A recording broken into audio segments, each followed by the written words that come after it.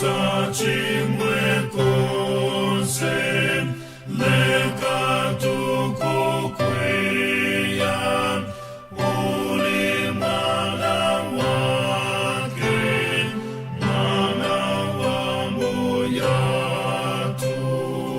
Yesu ni wofata Yesu ni woyera ana ake momwe aziyera mtima simu wakuyipa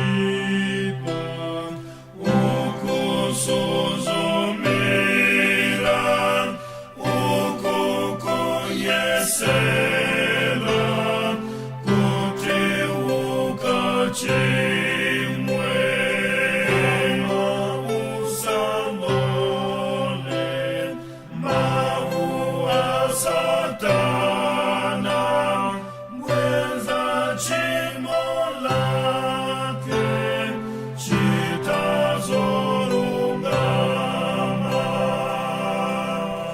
Yesu ni mbuyako mbuyeyomba wino ana ake omwe azeyera mte